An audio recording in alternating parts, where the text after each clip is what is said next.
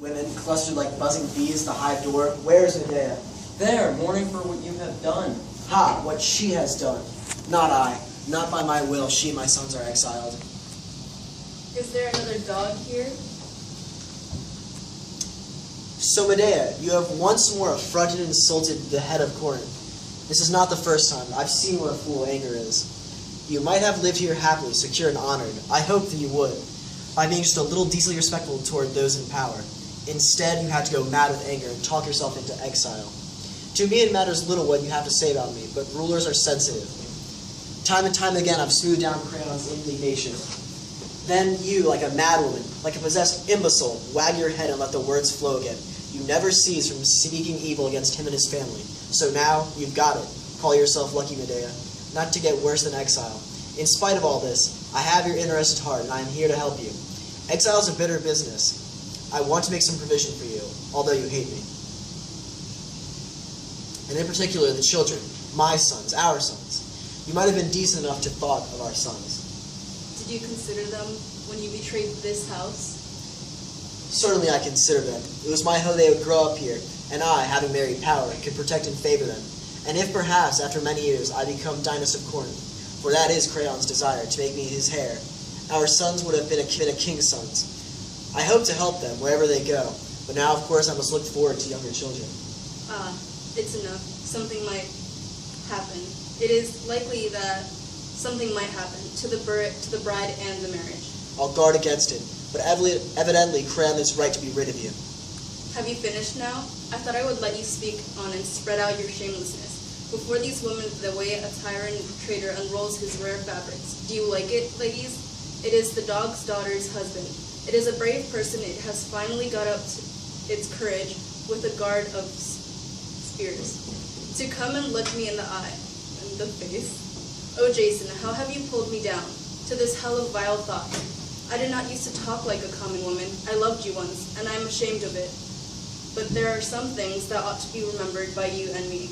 That blue day when we drove through the Hellespont into Greek sea, and the great-shouldered heroes were singing at the oars, and those birds flying through the blown foam. That day was too fine, I suppose, for Creon's daughter's man to remember. But you might remember whether I cheated my father for you, and tamed the fire-breathing, brazen-hoofed bulls, and whether I saved your life in the field of the T, and you might remember whether I poisoned the great serpent and got you the golden fleece, and fled with you and killed my brother when he pursued us, making myself abominable in my own home, and then in yours I got your enemy Peleus hacked to death by his own daughter's hands. Whatever these fine Corinthian friends of yours may say against my rapid and tricky wisdom, you it has served. You it has served well here. Well, here are 5 times, if I counted right, and all not counted, that your adventures would have been dusty death if I had not saved you. But now you think that your adventures are over. You are safe and high-placed in Corinth, and will need me no more. It is a bit of a dog, isn't it, women? It is well qualified to sleep with a dog's daughter, but for me, Jason, me driven by the hairy snap from the quadruped marriage bed. What refuge does your prudent kindness advise? Shall I fly home to Colchis to put my neck in the hole of a knotted rope for the crimes I served you with? Or shall I go and kneel to the daughters of Peleus? They would indeed be happy to lay their hands on my head, holding the very knives and the cleavers that carved their sire. The world is a little close to me, by the things I have done for you. I'll go to the palace and sleep for ages. There's no hope. I see, Medea. You have been a very careful merchant of benefits. You forget none. You keep a strict reckoning. But some little things that I on my side have done for you ought to be in the books too. As, for example, that I carried you out of the dirt and superstition of Asiatic Colchis into the rational sunlight of Greece and the marble music of the Greek temples. Is that no benefit? And I have brought you to meet the first minds of our time and to speak as an equal with the great heroes and rulers of cities. Is that no benefit? And now, this grievous thing that you hate me for, that I have married Creon's young daughter, little Crusa. Do you think I did it like a boy or a woman out of blind passion? I did it to achieve power here, and I have used that power to protect you and our sons.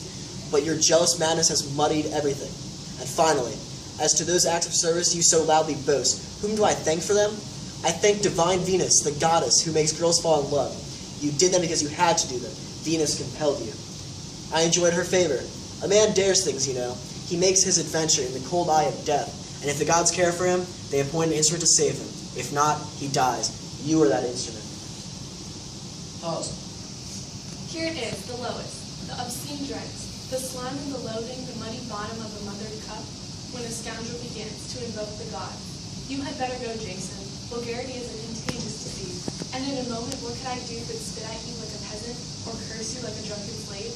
You'd better take yourself back to little Persia. I came to help you and save you, if possible.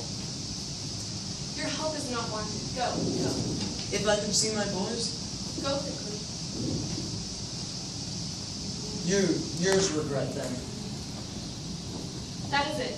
I do not truly know it.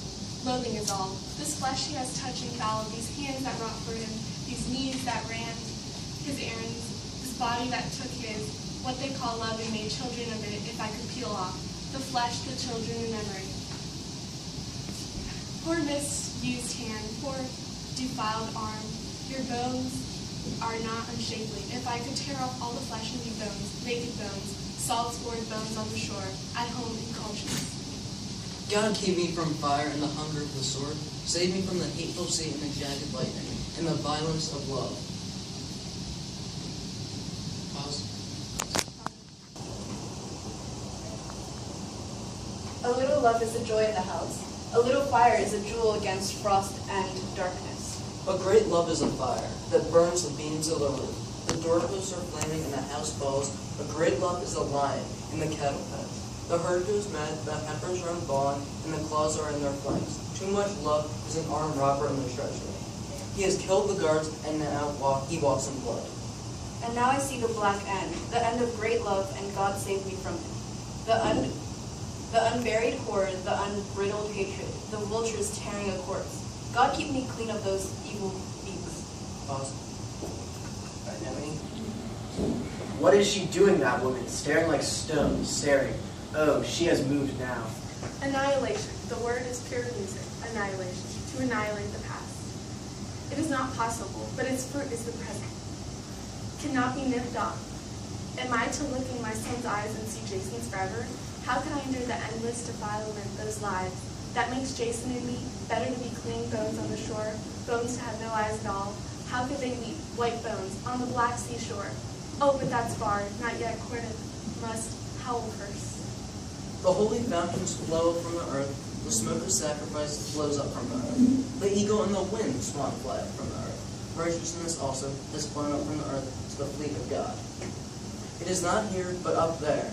Peace and pity are departed. Hatred is here, hatred is heavy, it clings to the earth. Love blows away, hatred remains. Good. Women hate war, but men will wage it again. Women may hate their husbands and sons their fathers, but women will never hate their own children.